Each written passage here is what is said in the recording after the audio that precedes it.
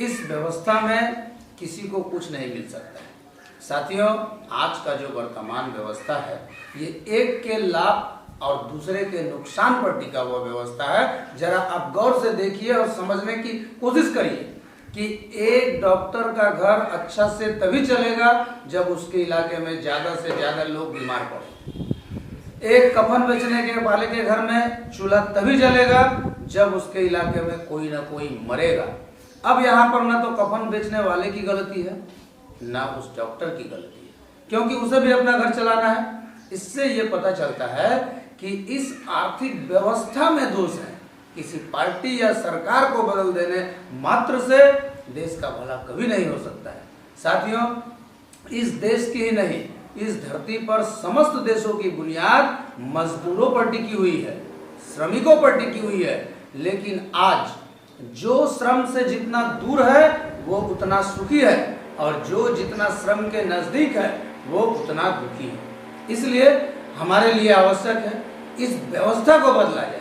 इस व्यवस्था को, जो व्यक्तिगत लाभ पर टिकी हुई व्यवस्था है, जब तक इस व्यवस्था को नहीं बदला जाएगा, आप किसी भी व्यक्ति को प्रधानमंत्री के रूप में लाएं, किसी भी पार्टी को सत्ता में लाएं, हमारे आम लोगों के जीवन में, मजदूरों का जीवन में कोई फर्क नहीं पड़ेगा। इसलिए भगत सिंह को जानने की जरूरत है। भगत सिंह जो समाजवाद में विश्वास रखते थे, भगत सिंह जो खुद एक सच्चे कम्युनिस्ट थे। सीपीएम वाले कम्युनिस्ट नहीं साथियों। सीपीएम, सीपीआई, माओवादी, इन लोगों ने मार्क्सवाद के नाम को बेचा है, अपना दुकान चलाया है।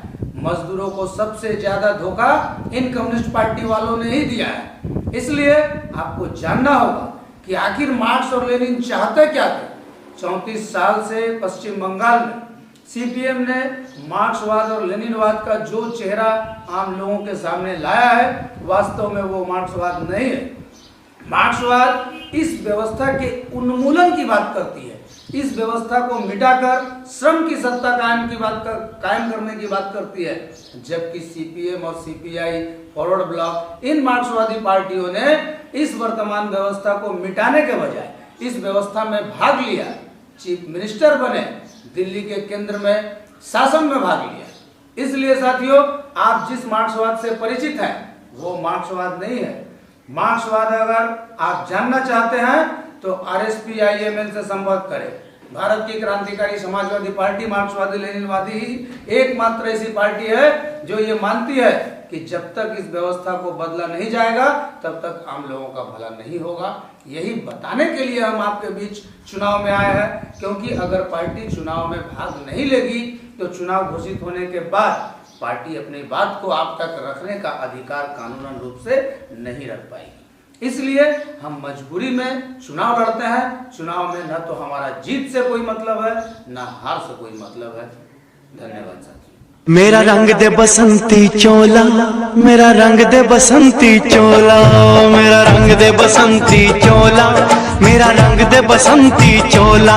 हो आज रंग दे, हो माए रंग दे, मेरा रंग दे बसंती चोला, मेरा रंग दे बसंती चोला, मेरा रंग दे बसंती चोला, मेरा रंग दे बसंती चोला, माए रंग दे बसंती चोला।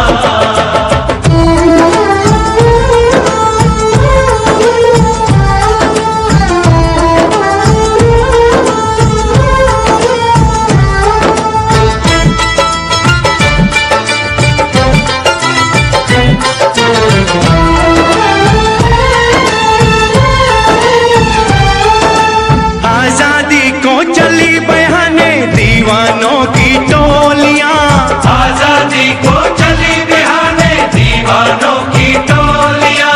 खून से अपने लिख देंगे हम इंकलाब की बोलियां, हम वापस लौटेंगे लेकर आजादी का टोला। मेरा रंग दे, मेरा रंग दे बसंती चोला, मेरा रंग दे बसंती चोला, मेरा रंग दे बसंती चोला, माए रंग दे बसंती चोला।